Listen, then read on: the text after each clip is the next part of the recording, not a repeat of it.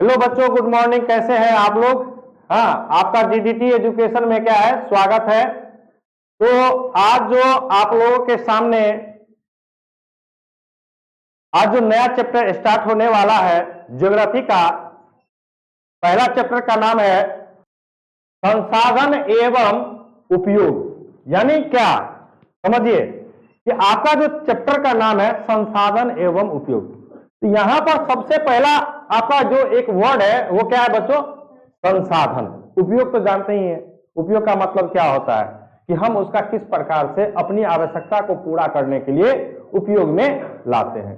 तो संसाधन होता क्या है? तो देखिए बच्चों, संसाधन जो है ना, प्राकृतिक प्रदत्त संसाधन होते हैं। क्या होते हैं? प्राकृतिक। यानी आपको प्रकृति प्रदत्त है। क्या है? यानी क्या, आपके पास सारा का सारा जितना भी आपके पास खनिज पदार्थ है, ठीक है ना, वो सारा का सारा क्या है? प्रकृति प्रदत्त है। प्रकृति प्रदत्त का मतलब क्या कि आपका उसमें कोई रोल नहीं है। यानी वो क्या, प्रकृति के द्वारा दिया गया गिफ्ट है। उस गिफ्ट का उपयोग हम अपनी आवश्यकताओं को पूरा करने के लिए क्या करते हैं। क्लियर है? अब कैसे करते हैं? तो उसका क्या करते हैं? रूपांतरण करके। जैसे मान के चलिए बच्चों कि आपके पास लोहा का खान है, ठीक है, या एल्युमिनियम का कहीं खान है, या सोना का खान है। अब देखिए, एक सोना से आपको उसका रूपांतरण कर करके किस प्रकार से आप उसका क्या करते हैं? प्रयोग करते हैं, है कि नहीं है? एक सोना से आप नाक का बनाना चाहते तो नाक का बन जाता है, कान का बनाना चाहते कान का बन जाता है, मंटिका बनाना चाहते तो मंटिका बन जाता है, नथिया बनाना चाहते तो नथिया बन जाता है। तो आपके पास संसाधन तो है क्या? केवल सोना। आपके पास संसाधन क्या है? सोना। लेकिन आपने क्या किया? उस सोना को पिघला पिघला करके, क्या करके? पिघला पिघला करके आपको जिस प्रकार का वस्तु बनाना था उस प्रकार के आपने क्या किया? वस्तु का निर्माण किया। किस लिए? अपनी आवश्यकता को पूरा करने के लिए। तो यही यहां पर इस चैप्टर में आपको पढ़ना है कि संसाधन एवं उसका क्या उपयोग। ठीक है? तो हमारे पास जितने भी संसाधन है बच्चों, वो सारे के सारे क्या है? प्रकृति प्रदत्त है। मानव भी एक प्रकार का क्या है? संसाधन है। मानव भी क्या है? प्रकार का संसाधन है। और मानव का भी उपयोग लोग अपनी अपनी आवश्यकताओं के अनुसार करता नहीं करता है। आज इंजीनियर है तो इंजीनियर की तरह काम करता है, उससे कंपनी इंजीनियर की तरह काम करवाता है। टीचर जैसे हम हैं तो हम आपको क्या करते हैं? शिक्षा प्रदान करने का काम करते हैं। व्यक्ति तो वही है, मानव ही है, लेकिन उसका भी क्या है? उसका भी क्या है बताइए? उसका भी कार्य क्या है? भिन्न भिन्न है, नहीं है? सभी व्यक्ति मानव है। कोई लेबर का काम करता है, कोई मिस्त्री का काम करता है, कोई डॉक्टर है, कोई इंजीनियर है, कोई साइंटिस्ट है सब क्या आपस में? सभी का सभी क्या है? मानव। लेकिन जो जिस तरह का एजुकेशन लिए हुआ उनकी उपयोगिता उस तरह की होगी। हमने पढ़ा, हमने टीचर का काम किया, हमने अपना गुण को क्या कि बच्चों को बांटने का निर्णय लिया, हम आज आपके बीच में बांट रहे हैं। बच्चों गुण बांट रहे हैं कि नहीं बांट रहे? तो हम शिक्षा प्रदान करने का, कोई डॉक्टर है तो डॉक्टरी वाला काम करता है कि नहीं है? तो ये भी एक प्रकार का क्या, दुनिया में जितने भी वस्तुएं हैं ना बच्चों, वो सारे के सारे क्या है? संसाधन है। तो आज हम इसी मतलब क्या, ज्योग्राफी के बारे में कुछ जानकारी प्राप्त करेंगे। आज जो ज्योग्राफी का आपका पहला चैप्टर स्टार्ट हो रहा है, तो समझिएगा कि ज्योग्राफी सबसे पहले इसकी उत्पत्ति कहां से हुई। ज्योग्राफी को हम लोग क्या कहते हैं हिंदी में? भूगोल कहते हैं। भूगोल क्या कहते हैं? भू मतलब भूमि और गोल का मतलब क्या? गोलाकार। यानी क्या कि भूमि के संरचना, इसके भूमि के संरचना के बारे में जो अध्ययन करते हैं उसी को हम लोग क्या कहते हैं?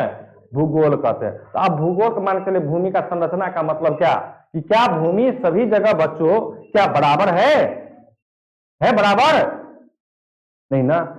कहीं पर क्या पठार है, कहीं पर पहाड़ है, कहीं पर रेतीली है, कहीं पर समतली भूमि है, कहीं पर नदी बह रही है, कहीं पर बड़ा बड़ा झरना है कि नहीं है? तो क्या उन सभी चीजों का जिस विषय वस्तु में हम लोग जैसे गणित में पढ़े क्या कि जोड़ घटाव गुना भागा पढ़ना है तो उसको गणित में पढ़ेंगे। और यहां पर किसके बारे में? भूमि के, किसके, भूमि के बारे में जब हम अध्ययन करेंगे तो उस अध्ययन को कहां, क्या, किसमें पढ़ेंगे, भूगोल यानी ज्योग्राफी में। किसमें, ज्योग्राफी में। तो देखिए भूगोल का जनक कहता कि हिकैटियस यानी यूनानी, जन्म उनका कब हुआ था, आज से 500 ईसा वर्ष पूर्व की बात है। आज से 500 ईसा वर्ष पूर्व की। कहता ने सर्वप्रथम यह बताया था कि स्थल सागरों से घिरा है और 2 महादेशों, मतलब क्या, 2 महादेशों का ज्ञान दिया। उन्होंने क्या कहा कि सागरों से, ये जो जितना स्थल है ये क्या है, सागरों से घिरा हुआ है। और उन्होंने क्या किया, 2 महादेशों का ज्ञान दिया। लेकिन क्या वर्तमान समय में 2 ही महादेश है?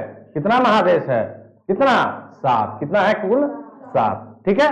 तो फिर उन्होंने कहता है, फिर उसके बाद इरेटोस्थनीज यानी ये भी यूनानी थे। इनका जन्म कब, आज से 276 ईसा वर्ष पूर्व, और उनकी मृत्यु कितना, 194 ईसा वर्ष पूर्व ने सर्वप्रथम ज्योग्राफिका शब्द का प्रयोग किया था, और जिसको इंग्लिश में क्या कहते हैं, ज्योग्राफी, और हिंदी में क्या कहते हैं, ज्योग्राफिका। 2 शब्दों से मिलकर बना है। क्या है, 2 शब्दों से मिलकर बना है, जिसमें जियो, जिसमें क्या, इस जियो शब्द का अर्थ होता है बच्चों क्या, पृथ्वी। और जबकि ये जो ग्राफी है, ज्योग्राफी पढ़ते हैं हम लोग, सब जगह का प्रोनाउंसिएशन क्या होता है, अलग अलग होता है। तो यहां पर हम लोग पढ़ते क्या, ज्योग्राफी, यानी ये जो ग्राफी है का अर्थ होता क्या, वर्णन करना। यानी आपका जो ज्योग्राफी है, यानी तत्व कर है कि भूग गोल, भू मतलब क्या, पृथ्वी, भू मतलब पृथ्वी। तो यहां भी क्या कर रहा है कि जियो का मतलब क्या, पृथ्वी, जियो का मतलब पृथ्वी। और जो ग्राफी है यानी क्या, गोल। तो गोल, जो गोल किसके बारे में, पृथ्वी के बारे में आपको पूर्ण का क्या करना, उसका वर्णन जिस विषय वस्तु में किया जाता है उसी को हम लोग क्या कहते हैं, भूगोल कहते हैं। कोई दिक्कत है? कहता है कि यूनानी विद्वान पाइथागोरस ने बताया था कि पृथ्वी क्या है, चपटी है। जिस पाइथागोरस को हम लोग पढ़ते हैं ना त्रिकोणमिति में, पाइथागोरस पढ़ते हैं कि नहीं पढ़ते हैं? त्रिभुज में पाइथागोरस पढ़ते हैं, केवल इसी में नहीं, केवल त्रिकोणमिति में पाइथागोरस नहीं पढ़ते, त्रिभुज में भी पढ़ते, उसी का उपयोग है। तो ये जो पाइथागोरस साहब थे ये भी यूनान विद्वान थे। कहाँ के, यूनान के। यानी ये भी कहाँ थे, यूनानी ही थे। ये भी कहाँ के थे, यूनानी ही थे। और ये भी पाइथागोरस भी कहाँ के थे, यूनानी ही थे। इन्होंने क्या कहा कि पृथ्वी क्या है, चपटी है। चपटी का मतलब क्या कि पृथ्वी गोल नहीं है, ऊपरी सिरा पर और निचला भाग में थोड़ा सा क्या है, चपटा है। क्या है, थोड़ा सा चपटा। और इन्होंने कहा इन्होंने कहा था क्या कि कौन सा, हिकैटियस ने कहा था क्या कि जो आपका स्थल है, जमीन जो है वह सागरों से घिरा। इसलिए ना बच्चों क्या कहते हैं हम लोग, क्या कहते हैं कि पृथ्वी का क्या, तीन भाग क्या है, जल ही जल है, केवल एक भाग ही आपका क्या है, स्थल है। अब इसी के आधार पर भूगोल का क्या किया गया है, परिभाषा बनाया गया। कहता कि इसमें पृथ्वी का वर्णन है, किसमें, भूगोल में।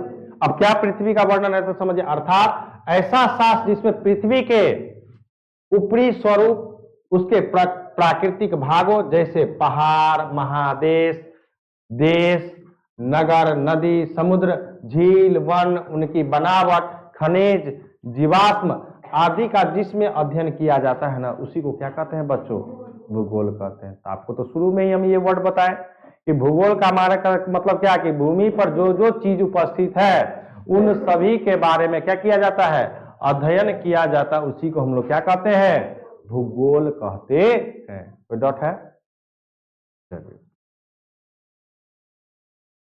अब देखिए ये हमारा एक क्या है, भारत का नक्शा है। क्या है, भारत का नक्शा है ना।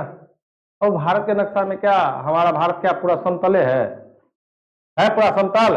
कहीं पर क्या है, पठार है, कहीं पर पहाड़ है, कहीं पर समतली भूमि है, कहीं पर बड़े बड़े नदियां बहती है। जैसे आप चले जाइए, मान के चलिए ये हमारा क्या है, नेपाल है ना। देखिए ध्यान दीजिएगा, ये आपका क्या है, यहाँ पर ये नेपाल है, और हम लोग का बिहार यही भाग है ना। ये इस तरह से क्या है बच्चों, ये आपका क्या है, बिहार है। ये राजस्थान है, तो राजस्थान में जाइएगा तो खाली क्या मिलेगा आपको, रेतीली मिट्टी। हमारे बिहार में जब आइएगा हाँ तो आपको क्या मिलेगा, दोमट मिट्टी, चिकनी मिट्टी मिलती है ना, मिलती है। दोमट मिट्टी क्यों मिलती है, क्योंकि हम लोग के यहाँ क्या है, नदियों के उत्तरी भाग में, बिहार का दो भाग है, एक उत्तरी भाग और एक दक्षिणी भाग, और उसको बांटने का काम कौन सा नदी करती है, गंगा नदी। हाँ, तो गंगा नदी जो बांटती है दो भागों में, तो एक भाग उत्तर भाग, और उत्तर भाग किससे सटा हुआ है, नेपाल से। तो नेपाल से जैसे सटा है, तो नेपाल क्या है, ऊंचाई पर है, और बिहार मेरा क्या है, थोड़ा सा उससे नीचे है। तो जितनी भी नदियां उधर से आती है वो सारा का सारा कहां पर प्रवेश करती है, बिहार में। इसलिए बिहार के उत्तरी भागों में बच्चों क्या है, नदियों की संख्या क्या है, अधिक है। और आप जानते हैं कि नदी अपने साथ क्या लाती है, बालू लाती है ना। बड़े बड़े पहाड़ जब टूटते हैं वहां से, तो धीरे धीरे धीरे धीरे टूट टूट करके क्या होता है,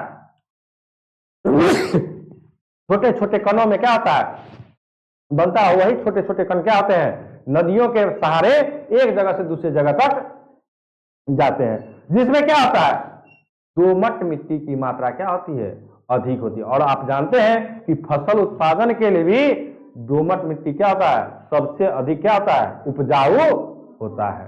क्लियर है। अब आपका चैप्टर का देखिए क्या है, पहला क्या समझिएगा, चैप्टर का नाम क्या है, भारत के अंदर क्या, संसाधन एवं उपयोग।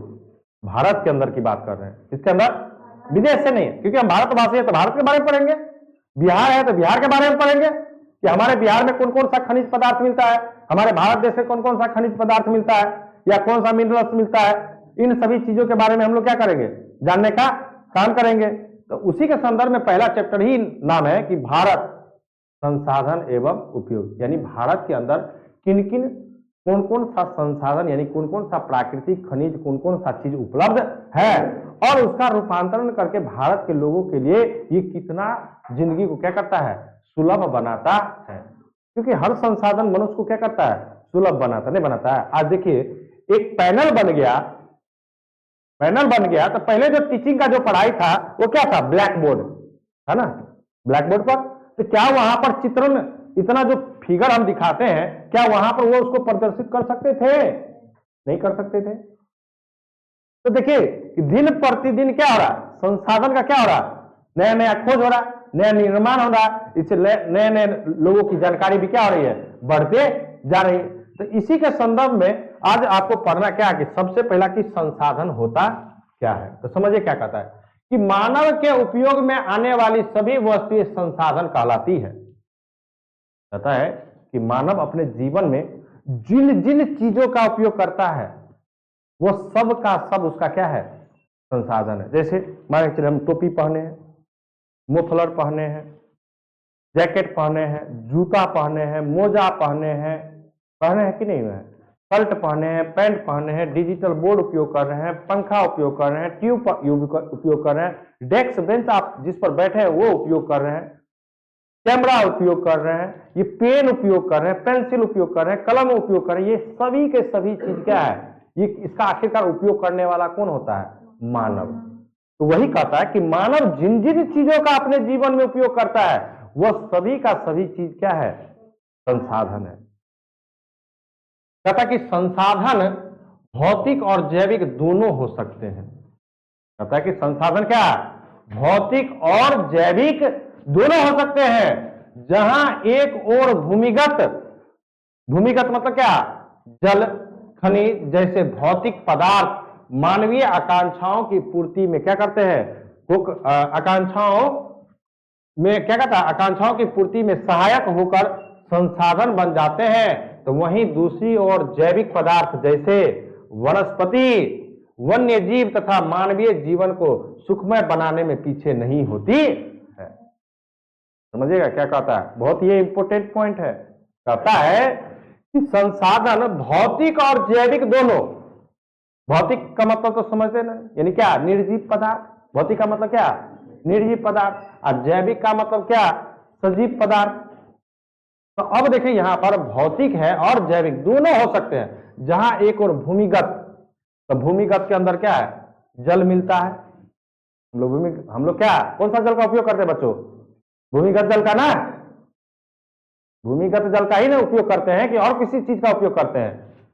खनिज, अब देख लीजिए खनिज में क्या क्या चीज, लोहा का बनाते हैं, लोहा का प्रयोग करते हैं ना, चांदी का उपयोग करते हैं, सोना का उपयोग करते हैं, पेट्रोलियम पदार्थ का उपयोग करते हैं कि नहीं करते हैं? जितना भी बस ट्रक ये सब बना रहता है, रेलवे ये सब का जितना भी क्या चीज से बना है बच्चों? लोहा, या तो नहीं तो दूसरा लकड़ी, है कि नहीं है? तो ये जो लोहा और लकड़ी जो है, तो लकड़ी भी क्या है? जैविक है, उसको काटेंगे तभी तो वो निर्जीव में बदलेगा, और जब तक उसको काटे नहीं तब तक वो क्या है हमारा? सजीव है। आप पौधा तो जानते हैं ना बच्चों की सबसे पहले तो जीवन को जीने के लिए हमें क्या देता है? ऑक्सीजन देता है। देखो कितना हमको फायदा है कि नहीं? खनिज जैसे भौतिक पदार्थ मानवीय आकांक्षाओं की पूर्ति में सहायक होकर क्या? संसाधन। अब देखिए मान के चलिए ये मान के चलिए जल है। अब देखिए ना जल का ही उपयोग नहीं करते हैं आप लोग? पीने के लिए तो करते हैं, नहाने के लिए करते हैं, कपड़ा साफ करने के लिए करते हैं, बर्तन धोने के लिए करते हैं। अब मन होता था आइसक्रीम भी खाने के लिए प्रयोग कर लेते हैं, नहीं करते हैं? है कि नहीं है? पेन में जो इंक बनता है उसमें भी तो जल की आवश्यकता होती है, नहीं होती है? तो जल का देखिए कितना उपयोग है कि नहीं है? आप हम बाहर जाते हैं तो बोतल में पैक मिलता है ना, तो जल का उपयोग। खनिज देखिए कितना चीज मार्केट में जो भी चीज आपको उपलब्ध है वो सब कहां से? ये भौतिक हो गया, क्योंकि ये तो निर्जीव है, इसमें शोषण की क्रिया होती है? नहीं होती है। तो एक तरफ तो ये आपको संसाधन बन जाता है जो आपके जीवन को क्या करता है? सुखमय बनाता है। दूसरा तरफ जैविक पदार्थ जैसे वनस्पति, अरे भैया पेड़े पौधा से ना जितना फल फूल खाते हैं आप हम, वो कहां से आपकी प्राप्ति होती है? ऑक्सीजन की प्राप्ति कहां से होती है बच्चों? पेड़ पौधा से। फिर कहता है कि वन्य जीव मतलब क्या? कोई मांस खाता है, जैसे हिरण का मांस खाया, कोई खरगोश का मांस खाया, खाता है कि नहीं खाता है? बकरी खाता है, खस्सी खाता है, तो वो भी क्या वन्य जीव ही है ना? साथ में तथा कहता मानवीय जीवन को सुखमय बनाने में पीछे नहीं होता। कहता प्रसिद्ध भूगोलविद जिमरमैन ने कहा था कि संसाधन होते नहीं है, बनते हैं। कहता कि संसाधन होता नहीं है, उसको बनाया जाता है। अब देखिए मान के चलिए लोहा का खान है बच्चों। अभी जस्ट बताए कि आपके पास सोना तो है, आप अपनी आवश्यकता के अनुसार ना रूप उसका बदल करके आप अपनी इच्छा के अनुसार उसका क्या करते हैं? रूपांतरण करवाते हैं। एक लोहा से देखिए कि छोटा से छोटा कील, पेच, एक बड़ा सा बड़ा पेच, बड़ा सा बड़ा लोहा का गार्डर, आपको जैसा जो आप जाते हैं बाजार में, कहते हैं कि 1 इंची का कांटे दीजिए, 1 इंची का कांटे मिलता है। कहते 1.5 इंची का कांटे दीजिए, 1.5 इंची का कांटे मिलता है। कहते 2 इंची का कांटे दीजिए, 2 इंची का। मतलब क्या भैया आपकी आवश्यकता कितनी है वो मार्केट में क्या है? उपलब्ध है, आप ले लीजिए ना, आप अपने जीवन को बनाइए ना सुखमय। हम सारा चीज उपलब्ध, तो वो भी तो देख रही कंपनी, देख रही कि बाजार में क्या डिमांड है, तो उसी के अनुसार क्या करता है सरकार? क्या करती है? हाँ, वस्तुओं का क्या करती है? निर्माण कराती है, या सरकार के माध्यम से हो या प्राइवेट कंपनियां निर्माण करती है। लेकिन वो सबको किसकी आवश्यकता को पूरा करने के लिए? तो इसी मानव जगत की आवश्यकता को क्या करने के लिए? पूरा करने के लिए निर्माण करता है। कि वो अपने घर में बना के रखने के लिए करता है नहीं ना? तो इसलिए हर चीज मानव जो है ना अपनी आवश्यकता के अनुसार उस वस्तु का क्या कर लेता है? निर्माण कर लेता है। तो इसलिए उन्होंने कहा कि संसाधन होते नहीं है, संसाधन क्या होते हैं? बनाए जाते हैं। कहता कि मानव अपनी आवश्यकताओं के अनुसार संसाधन का निर्माण करता है। जैसे लोहा से अनेक प्रकार के वस्तु, जैसे रेलगाड़ी बनता है, बस बनता है, ट्रक बनता है इत्यादि, नहीं बनता है? पेच बनता है ना? स्क्रू ड्राइवर बनता है कि नहीं बनता है? कांटी बनता है ना, नहीं बनता है? छड़ बनता है। अब छड़ में जाइए तो पतला तार भी मिलेगा, जिससे हम लोग क्या करते हैं? सरिया को बांधने का काम करते हैं ना। तो पतला तार रहता है ना, मोटा तार ले लीजिए, उससे भी मोटा तार ले लीजिए। यानी क्या जिस प्रकार का आपको लेना है भैया उस प्रकार का मार्केट में क्या है? उपलब्ध है। आप अपनी आवश्यकता को केवल दुकानदार को कहिए, वो आपको वो सामान उपलब्ध करा देगा। उपलब्ध कराने का मतलब क्या बच्चों? कि कहीं ना कहीं उस वस्तु का क्या हो रहा है? निर्माण हो रहा है, तभी तो उपलब्ध हो रहा है, अन्यथा क्या उपलब्ध होता नहीं हो रहा है। तो किसकी आवश्यकता को पूरा करने के लिए? मानव की आवश्यकता को पूरा करने के लिए। कोई दिक्कत नहीं है। आगे है, कहता है कि संसाधनों का क्या बच्चों? वर्गीकरण, यानी संसाधन को बांटना किस किस आधार पर? तो देखिए संसाधनों को बांटा गया है उत्पत्ति के आधार पर, उपयोगिता के आधार पर, स्वामित्व के आधार पर, विकास की स्थिति के आधार पर, यानी कुल कितने? 4। संसाधनों को मुख्यतः कितने भागों में बांटा गया है? 4 भागों में। कौन कौन? उत्पत्ति के आधार पर, उपयोगिता के आधार पर, स्वामित्व के आधार पर और विकास के आधार पर। तो दिक्कत है नहीं। तो सबसे हम लोग पहले पढ़ते क्या? उत्पत्ति के आधार पर। कहता कि उत्पत्ति के आधार पर बच्चों संसाधन मुख्यतः कितने प्रकार के होते हैं? 2 प्रकार के। एक होता है जैव, दूसरा क्या? अब जैव का मतलब तो समझ ही रहे, जिसमें जीवन हो, और जैव का मतलब क्या? जिसमें जीवन नहीं हो, यानी निर्जीव। यानी इसमें क्या सजीव की बात होगी और इसमें क्या होगा? निर्जीव की बात होगी। क्लियर है? कोई डाउट नहीं है? चलिए अब देखिए जैव संसाधन। यह क्या आपका पहला? कहता कि ऐसे संसाधन जिसकी प्राप्ति जैव मंडल से होती है, जिसमें सजीव के सभी गुण क्या हो? उपस्थित हो, उसे क्या कहते हैं? जैव संसाधन कहते हैं। जैसे देखिए मनुष्य, इसमें जीवन है। वनस्पति, यानी वनस्पति का मतलब क्या? पेड़ पौधा, हाँ या ना? है ना? फिर क्या है? मत्स्य मतलब मछली। पशुधन मतलब क्या? गाय भैंस, हाँ क्या? बकरी, हाँ कुत्ता, बिल्ली, हाँ खरगोश इत्यादि, है ना? फिर कहता क्या? एवं अन्य प्राणी समुदाय। अन्य प्राणी मतलब जैसे पक्षी है ना? पक्षी भी, पक्षी तो बात नहीं है, अन्य पे है ना, जंगली जंतु है। तो ये सब जितने भी है वो सारे के सारे कैसा है? जैव संसाधन है। यानी क्या? सीधा बात समझिए, जैव का मतलब क्या? कि जो सजीव हो। सजीव का मतलब क्या? कि जिसमें जीवन हो। सजीव का मतलब क्या? जिसमें जीवन हो। जीवन का मतलब क्या? कि जिसमें श्वसन की प्रक्रिया चलता हो। यदि हम ही मेरी मृत्यु हो जाएगी तो हम सजीव बनेंगे? हम जैव रहेंगे? तब तो हम क्या बन जाएंगे? अजैव बन जाएंगे, क्योंकि हमारे में श्वसन की प्रक्रिया नहीं होती है ना? मजेदार है ना? कोई दिक्कत नहीं ना? परिभाषा से ही देखिए, केवल और केवल परिभाषा से समझिए। जैव का मतलब जीव। जैव का मतलब जीव। जीव का मतलब क्या? कि जिसमें श्वसन की प्रक्रिया होती है, उसको हम लोग क्या कहते हैं? जैव कहते हैं। फिर दूसरा क्या है? अजैव। जिसमें अजैव का मतलब क्या? जिसमें जीव, क्योंकि अ शब्द क्या होता है? अ का मतलब क्या होता है? नहीं। संस्कृत में पढ़े ना कि किसी भी शब्द के पीछे यदि अ शब्द लग जाए तो उसका अर्थ क्या होता है? नहीं होता। तो यहां पर भी अजैव है कि मतलब क्या? कि जिसमें जीव, जैव का मतलब तो जीव, और मतलब नहीं, यानी जिसमें जीव नहीं हो, यानी जिसमें श्वसन की प्रक्रिया नहीं हो, अर्थात निर्जीव की बात करेंगे। तो कहता कि निर्जीव वस्तुओं के समूह को क्या कहते हैं? अजैव संसाधन कहते हैं। जैसे चट्टाने, धातु, खनिज। खनिज मतलब तो समझते हैं ना? पेट्रोलियम पदार्थ, ये सब शब्द क्या है? खनिज है। कोयला, हाँ पेट्रोलियम क्या? पेट्रोलियम पदार्थ, हाँ कोयला, हाँ सोना, क्या? चांदी, क्या? लोहा, पीतल, ये सब बच्चों क्या है? आपका खनिज है, धातु है। चट्टान, बड़ा बड़ा पहाड़, उसमें कौन सा श्वसन की क्रिया होती है? अभ्रक भी। अभ्रक जो चमकीला बालू में जो चमकते रहता है, इसका उपयोग मेडिसिन में भी होता है अभ्रक का। ऐसा नहीं कि केवल वो बालू में ही रहता है तो उसका उपयोग नहीं है। और हमारे बिहार झारखंड में तो अभ्रक की मात्रा सबसे अधिक है। सबसे ज्यादा उत्पादन होता है अभ्रक का हमारे बिहार और झारखंड में। समझ सकती है कि हमारे पास इतना अभ्रक की मात्रा क्या है? इतनी उपस्थित है। आगे पढ़ना है बच्चों, अभ्रक के बारे में भी पढ़ना है आप लोगों को। तो ये था क्या? जैव और अजैव। यानी क्या? पहला क्या था? किसके? उत्पत्ति के आधार पर।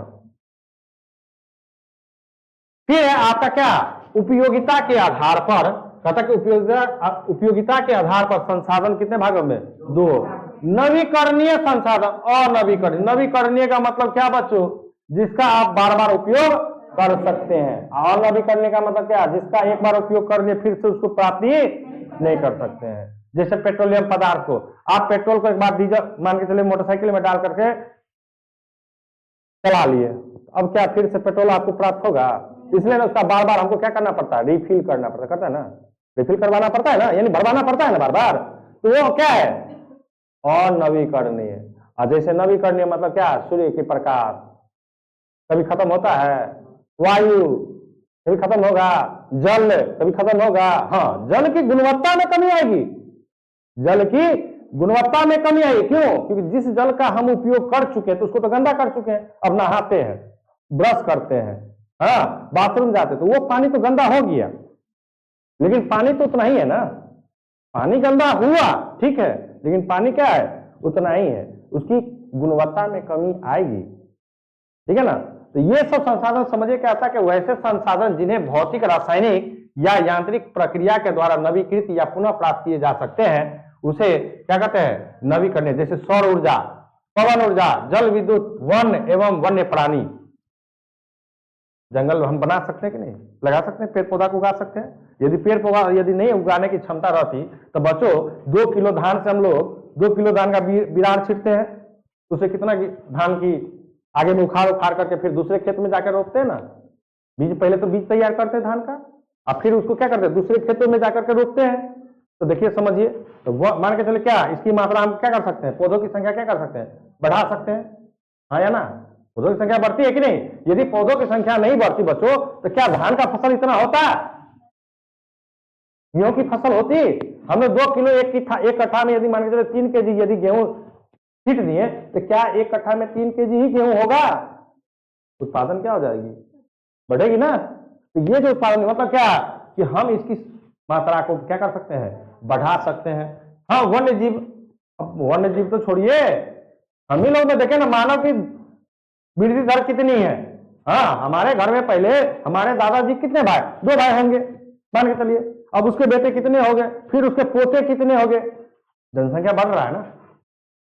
तो यदि वन प्राणी को यदि हम क्या किया जाए? पाला जाए, गाय भैंस को पालते हैं ना, एक गाय से कम हमको नहीं तो कम से कम 5-6 बच्चे तो होते हैं। अब 5-6 बच्चे हुए तो उसकी संख्या क्या होगी? बढ़ी कि नहीं बढ़ी? पुनः पूर्ति उसका किए कि नहीं? यदि गाय मर भी गया तो उससे जो बच्चा हुआ उस बच्चा से फिर हम दूध क्या कर लेंगे? प्राप्ति कर लेंगे। अभी मान के चलिए आप लोग के सामने लोहा बीज खरीदने के लिए आता है ना, आता है ना। हाँ, लोहा के लिए नहीं आवाज देते रहता, लोहा है, लोहा दीजिएगा, पेपर, तो लोहा, पेपर, प्लास्टिक, बोतल, ये सब आपसे क्यों लेता है? क्योंकि लोहा को पुनः गला करके बच्चों क्या लोहा बना लेता है कि नहीं? आप ही लोग जानते होंगे कि यदि आप लोग यदि मम्मी के साथ यदि कभी किसी सोनार के दुकान पर जाते होंगे तो आपकी मम्मी क्या करती होगी? 4 साल 5 साल यदि कोई पायल पहन लेती है तो उसको क्या करती है? सोनार को दे देती है, और फिर उसी में कुछ पैसा लगा करके दूसरा पायल ले लेती है। इसका मतलब क्या? सोनार उसको क्या करेगा? पिघला करके फिर से पुनः क्या करेगा? नया आभूषण क्या कर लेगा? तैयार कर लेगा। तो नवीकरणीय वही है। कहता कि नवीकरणीय का मतलब क्या? जिसका आप बार बार क्या कर सकते हैं? उपयोग कर सकते हैं, उसको हम लोग क्या कहेंगे? नवीकरणीय संसाधन कहेंगे। कोई दिक्कत है? ठीक है। दूसरा, और नवीकरणीय संसाधन कहता ऐसे संसाधन जिन्हें उपयोग करने के पश्चात पुनः उसकी प्राप्ति नहीं कर सकते, उसे क्या कहते हैं हम लोग? और नवीकरणीय। जैसे मान के चलिए बच्चों कोयला, तो कोयला क्या होगा? एक बार जल जाएगा, फिर कोयला प्राप्त कर लीजिएगा। एक बार पेट्रोलियम पदार्थ का आप उपयोग कर लीजिएगा, पेट्रोल का उपयोग कर लीजिए, डीजल का उपयोग कर लीजिए, मोबिल का उपयोग कर लीजिए, केरोसिन तेल का उपयोग कर लीजिए, तो क्या फिर से आप उसको प्राप्त कर सकते हैं? इसलिए इसको क्या कहा जाता है? और नवीकरणीय संसाधन। क्लियर है? कोई दिक्कत नहीं है? तो आज तक रहने दीजिए बच्चों, यहां तक। फिर आप लोगों से मिलते क्या नेक्स्ट क्लास में। तो आप लोग को समझ में आ रहा है? कोई दिक्कत नहीं है? जहां पर समझ में नहीं आएगा आप लोग क्या कीजिएगा? हमको हाँ बोल दीजिएगा कि सर यहां पर ये पॉइंट हमको क्लियर से समझ में नहीं आया है। ठीक है? कोई दिक्कत?